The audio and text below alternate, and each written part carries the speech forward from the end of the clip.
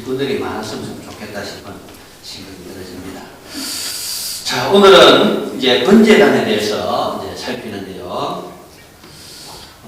이제 성막의 동쪽에 있는 문을 열고 이게 한 9m쯤 되는 그런 문입니다. 큰 문입니다. 이 문은 사방이 하나밖에 없어요. 오직 이 문을 통해서만 이 문은 바로 예수님의 예표다. 예수님 아니고는 이제 하나님 존재 앞으로 하나님 임재 앞으로 나갈 수 없다는 그런 의미가 있죠. 이제 성막 동쪽 문을 열고 들어가면 가장 먼저 마주하게 되는 기구가 하나 있어요.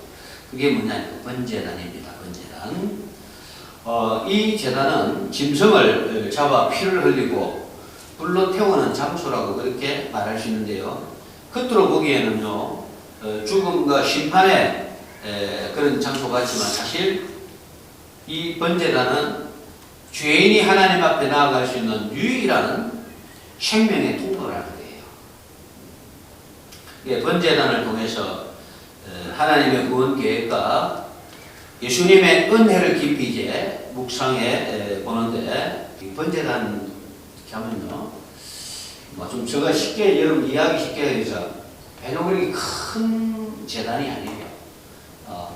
2m, 높이가 1.5m 정도. 물론 조금 더 이제 큽니다. 근데 뭐 쉽게 이야기해서 2m 되는 이제 사각형의 그 높이는 1.5m쯤 되고, 네 기퉁이에 뿌리이고, 그리고 이 번제단을 이제 옮길 수 있도록 고리를 만들고 그 고리를 끼는 대 이렇게 받고, 그 다음에 이 번제단과 함께 있는 것이 부사, 그 다음에 뭐 접시 같은 거 이런 거 죄를 담파하는 이런 내용들 여러분들 아마 지금 이제 보셨는데요. 자, 이 제단의 목적이 뭐냐니까요. 거룩하신 하나님과의 만남이에요. 하나님을 만나기 위해서는 반드시 이 번제단을 통과해야 된다는 거야. 그러니까 거룩하신 하나님께 죄인이 그냥 나가면은 뭐가 있을 것 같아요?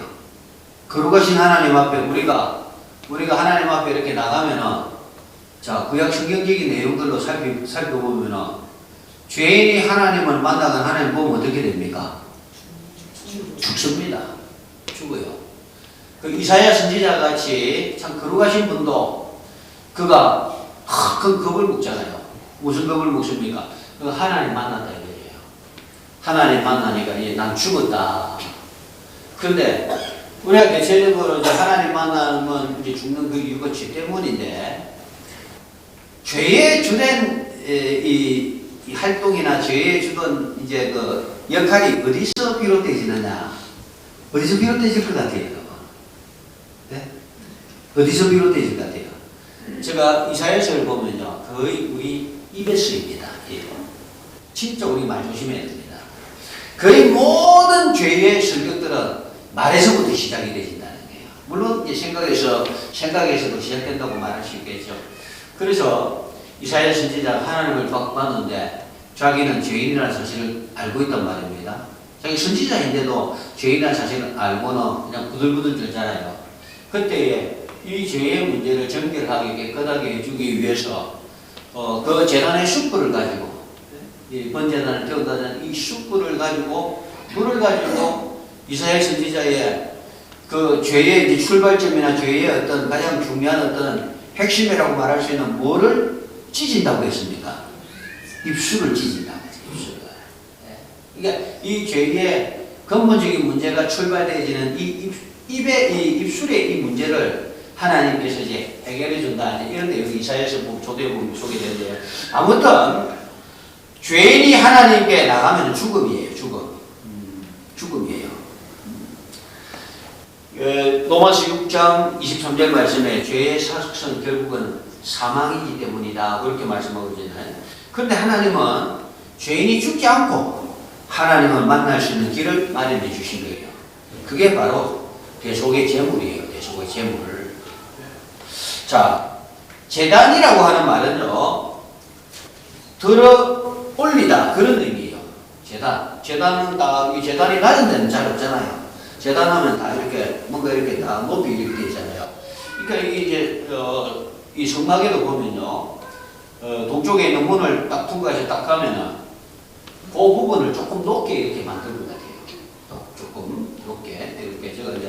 이 형상으로 이렇게 보니까 조금 높게 만드는 거기에다가 재단을 딱 이렇게 배치를 해요. 그래서 재단이 들어 올려져가 있는 보통보다도 이렇게 모든 사람들이 다 볼 수 있는 그런 위치에 또 이렇게 이제 있는 것 같이 그렇게 이제 보여지는 거예요. 그래서 이 재단이라는 말 자체가 바로 이제 끌어올리다 그런 이제 의미인데 요한복음 12장 말씀에 보면요. 내가 땅에서 들리면 모든 사람을 내게로 이끌겠노라. 우리 주님께서도 들려야 돼요. 우리 주님께서도 들리는 것 같이 재단이 그러면 결국은 누구를 이야기하냐면 예수님을 이야기해요. 예수님은. 그러니까 그 재단에서 죄의 문제를 일단 해결해야지 하나님 앞에 나갈 수 있다는 거예요. 그게 재단의 제일 중요한 목적이에요. 성소로 이제 나가기 위해서 성소 물론 지성소도 있고 하지만 성소는 하나님 임재의 상징이란 말입니다. 그러면 그 하나님 임재의 상징 하나님께로 나가기 위해서는 반드시 번제단을 통과해야 하듯이 예수님의 십자가 통과하지 않고는 누구도 하나님 아버지께로 나갈 수 없다는 의미를 이야기해 주는 거예요. 자, 그러면 이걸 도대체 누가 만들었냐 이거예요.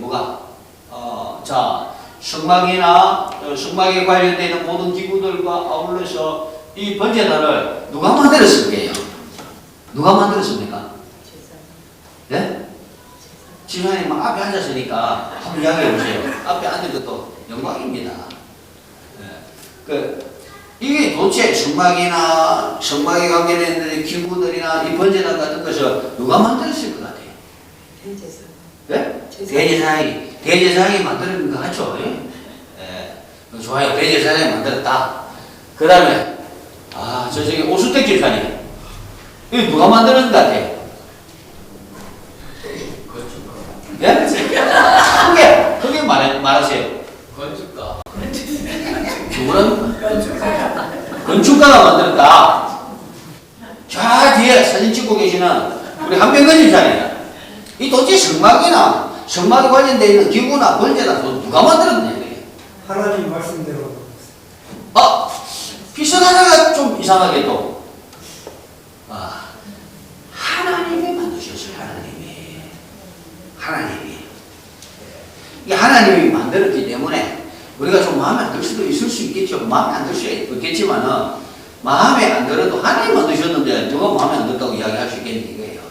자, 이 재단의 설계는 하나님의 완벽한 구원 계획이 여기 딱 이렇게 이 번제단뿐만 아니라 성막의 모든 이 내용에는 하나님의 구원 계획으로 하나님이 친히 설계하시고 하나님 친히 만드셨다. 물론 그걸 이제 만들고 하는 거는 이제 올리압이라든지 이런 어떤 인물들을 동원해 가지고 이런 거 만듭니다. 이제 자기 나름대로 이렇게 철을 잘 다듬고 또 노쇠를 잘 다듬고 나무를 잘 다듬는 이런 어떤 인물들을 이렇게 이제 데려가서 만들지만 이 번제단을 친히 만드시고 친히 설계하신 분은 하나님이시다.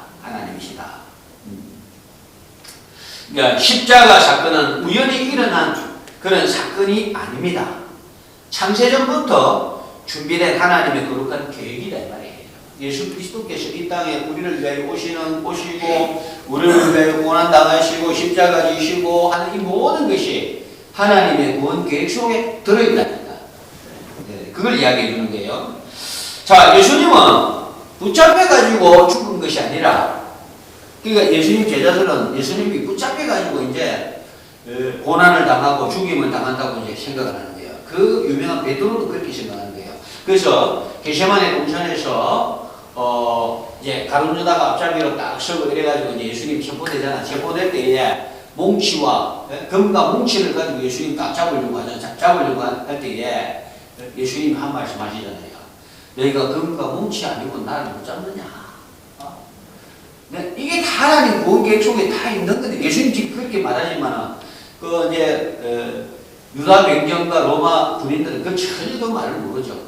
그런데 이제 거기에 예수님 제자 베드로가 볼 때 이제 의문이 일어났는데 어떻게 우리 선생님을 이렇게 체포하고 이렇게 잡아 우리 선생님 무슨 죄가 있다고 그냥 막 의문이 일어나서 이제 대제사장의 종이 이 말고라고 하는 이 인물이 이제 옆에 이제 칼을 이렇게 참고 있었는데 그 칼을 이제 폐로 뺏어가지고 팍 휘두르는데 말고의 귀가 그냥 잘려지는 그런 사건이 공간 복음서에 보면 기록되어 있잖아요.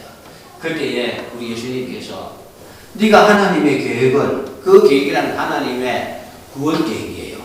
하나님의 계획을 네가 왜 방해하느냐? 네가 왜 하나님의 계획을 네가 다 망가뜨리려고 하느냐? 그러면서 칼을 다시 칼집에 꽂아라. 네 생각대로, 네 분대로, 네 생각대로 그렇게 할 것 같으면은 하늘에 12영이 그대는 천군 천사의 군대를 동원해가지고 다 없앨 수 있다 이게. 하나님은 그렇게도 할 수 있는데 그렇게 하면은 하나님의 구원 계획이 어떻게 되겠느냐 그 말씀하잖아요. 그게 그 말씀들이 다 이 성막과 또 이 성막에 관계되어 있는 모든 기구들과 이 번제단에 다 그 내용이 다 섬에 있다는 거.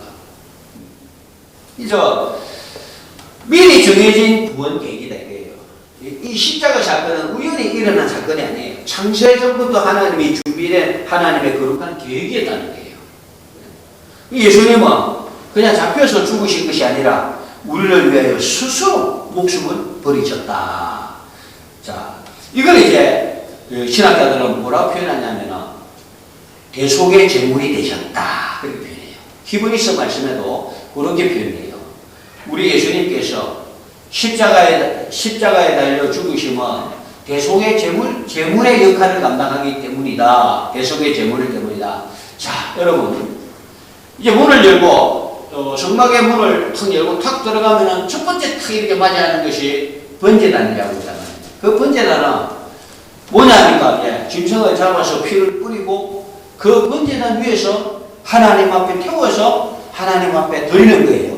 그러면 그게 뭐냐면은 나를 대신해서 짐승이 제물이 나를 대신해서 죄값을 지불한다 이거예요. 무슨 말인지 알겠죠? 바로 그 역할이 가장 중요한 게 번제단이다 이거예요. 그러면 번제단이 없다고 생각해 보십시오. 그러면 이제 하나님 앞에 어떻게 나가느냐 이거 죄인이. 그래서 일단 그 번제단에서 죄의 문제를 해결하고 하나님께 나가야 된다는 거. 그걸 이제 말씀해 주고 있는데요. 자, 이 재단의 이제 재료와 이제 이 뿔 이런 것들 보면은 재단은 이제 조각목으로 만들고 노스로 샀다 이제 노스로 이렇게 다 이렇게 이제 뒤집어 씌웠다.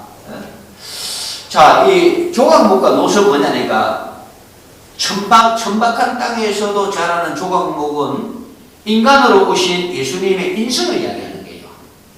참 어떻게 보면 사람들이 우리 만왕의 왕 되신 우리 예수님 볼 때야 저렇게 약할 수 있나? 어떻게 저렇게 약할 수 있나?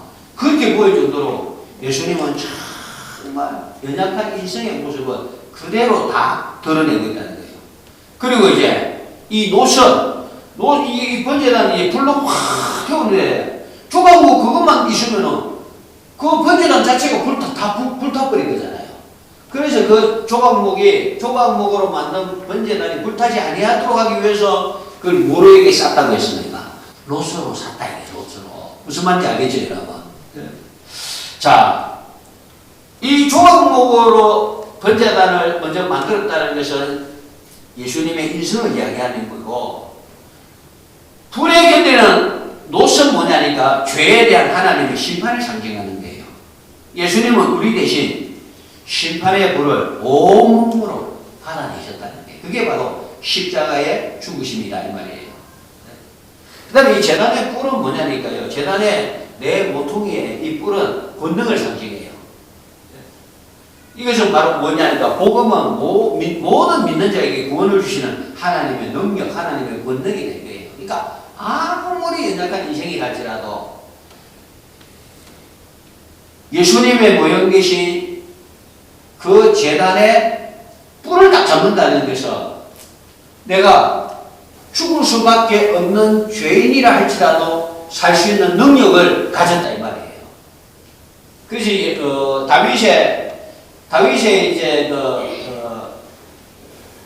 자녀 가운데 아도니아라고 하는 자녀가 있어요. 이 솔로몬하고 이제 막 이제 왕권 이제 쟁탈전을 왕권 싸움을 이제 벌이는 거예요. 왕권 싸움을 벌이는데 아도니아가 자기가 이제 다 왕이 됐다고 생각하는 거예요. 그런데 이게 어떻게 되는지 어느 사이에 이게 팍 역전이 돼버린 거예요. 역전이 돼버리고 자기는 이제 큰일 난 거예요. 이게 어디로 도망하니까 성전으로 도망을 해요. 성전에 도망을 해가지고 그 성전에 이제 그 성전이라고 하잖아요. 그때도 성막이 이 솔로몬 시대 가서 이제 성전이 이제 소개되니까 이게 성막에 있는 제단의 그 번제단의 뿔을 딱 잡으면서 하는 말이 있어요. 내가 제단의 뿔을 잡았다고 이야기하라. 내가 지금 죽어야 마땅한 역적에 이제 몰렸지만 내가 이제 반역자로 이렇게 이제 내가 죽음의 이런 이제 문턱에 내가 이르렀지만 내가 지금 제단의 뿔을 잡았다고 이야기하라는 거예요. 그게 뭐냐니까 이 제단의 뿔은 능력이랬는데 그 능력과 권능이라는 것은 죽은 자도 살려줄 수 있는 능력이에요. 그걸 이야기하는 거예요. 그러면 이 제단의 뿔 대신 예수님의 권능은 예수님을 붙잡기만 하면 예수님을 믿기만 하면 어떤 인간의 나약함을 가지고 있는 죄인이랄지라도 다 용서받고 살 길이 열려진다. 이걸 이야기하는 거예요. 그래서 자 우리 예수님을 붙잡고 내 잘못을 회개하고 예수님 능력을 의지하면 용서받지 못할 인생이 없다고 그랬겠죠. 다 용서받을 수 있다고 했잖아요. 그런데 여러분 용서받지 못하는 게 하나 있잖아요. 용서받지 못하는 죄가 뭡니까 여러분? 그거 성경 말씀대로 한번 해보세요. 이두희 권사님 성령 해방죄. 성령 해방죄가 뭐예요? 한번 물어보고 싶어 진짜. 어떻게 이해하고 계세요? 성령 해방죄 이두희 권사님은 어떻게 이해하고 계십니까? 알고는 있는데 말하기가 너무 입장이 곤란하다. 그러나 곤란한 거하고 비슷하다 이 말입니다. 네. 성령 해방죄가 무슨 죄예요? 그렇지. 내가 뭐 강조하면서 가지고 예수님 안 믿는 죄, 하나님의 구원의 계획을 내가 동의 못한다. 나는 그렇게 그런 일이 있을 수 있어. 죄지면은 죄값을 받아야지. 근데 어떻게 내 죄가 용서받을 수 있단 말인가? 우리 인류의 이 장악무도한 죄가 어떻게 용서받을 수 있단 말인가? 예수 안 믿는 하나님을 안 믿고 하나님 말씀을 동의하지 못하고 예수 안 믿는 죄가 바로 성령 해방죄입니다. 그러면은 재난의 뿔을 붙잡았다. 이거 내가 예수님을 믿고 예수님의 능력을 내가 의지한다 이거예요. 그러면은 다 살 수 있습니까? 못 삽니까? 다 살 수 있지. 그걸 이야기하는 거예요. 재난의 뿔은 바로 그런 의미예요. 그래서 아도니아 같은 그런 인물이 재난의 뿔을 잡았다고 이야기하라 그러는 거예요. 이 아도니아가 반역을 했지만 하나님의 뜻을 거스르고 했지만 성령을 알고 하나님의 그 섭리하심을 알고 있는 인물들입니다. 알고 있는 그런 인물이었던 것 같아요. 자, 여러분, 제단 위의 불은 하나님이 직접 내리신 불이었습니다. 결코 이 불은 끄면 안 되는 거예요. 그래서 아마 제사장 중에는 이 불 관리하는 다른 제사장의 신분가 분명히 있었던 것 같아요. 이 불은 절대 끄면 안 돼요. 옛날에 그런 게 있었잖아요. 불씨 절대 끄면 안 되는 그런 시절이 있었잖아요. 지금까지 불 피우는 여러 가지 기구들이 많고 이럴 때는 불 꺼도 언제든지 쉽게 불을 켤 수 있고 이제 그런 거 같은데 옛날에는 불씨 이거 꺼뜨리면 큰일 나요. 불씨 꺼뜨리면 큰일 나는 거예요. 이게 이 재단의 불은 뭐냐? 이것은 하나님의 능력이다 이거예요. 그러므로 하나님이 내리신 이 능력은 절대 끄트리거나 절대 잊어버려서는 안 된다 이런 거예요. 이것은 바로 뭐냐니까 예수님의 희생제사가 하나님이 온전히 만족시켰음을 의미하는 거예요. 그래서 예수님 십자가에서 마지막 하신 말씀이 다 이루었다. 뭘 이루었다 이거예요. 하나님의 구원 계획, 하나님의 그 섭리하심의 구원에 관계되는 그 부분에 있어서 예수님이 다 이루었다는 거예요. 단번에 자신을 드린 예수님의 보배로운 피가 우리를 모든 죄에서 깨끗하게 하셨다 말이에요.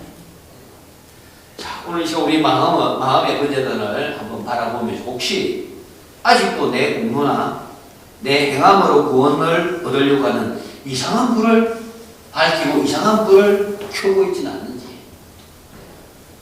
이건요, 하나님 어떻게 그럴 수 있습니까? 이렇게 우리가 하나님께 질문할 성격의 것도 아니고 하나님께 어떻게 대항할 성격의 것도 아니에요. 하나님의 축복이에요. 참 어떻게 보면 우리가 이해하기 힘들겠지만 우리가 쉽게 보면 저 사람이 어떻게 구원받았을까? 저렇게 정말 악한 사람이 어떻게 구원받았을까? 그게 하나님의 구원 계획이라니, 하나님의 섭리하심이라니까요. 그러니까 죄인이 살 길을 열고 얻는 곳이 번제단이다. 그러니까 여러분 다른 거 다 잊어버려도 괜찮아요. 다른 거 다 잊어버려도 죄인이 하나님 만나면 죽는 거예요. 그런데 살아서 하나님 만날 수 있는 길을 번제단을 통해서, 그럼 그 번제단에서 가장 중요한 것이 뭐냐니까 계속의 제물. 이거 이제 구약에 보면은 그 번제단에서 이제 내가 이런 이제 문제를 가지고 죄를 풀려오면 거기에 상하는 재물을 이제 구해가지고 준비해가지고 간단 말입니다. 그러면 제일 먼저 그 재물을 가지고 번제단에서 피를 흘리고 각을 뜨고 확 태워가지고 하나님 앞에 연락되게 하는 거예요.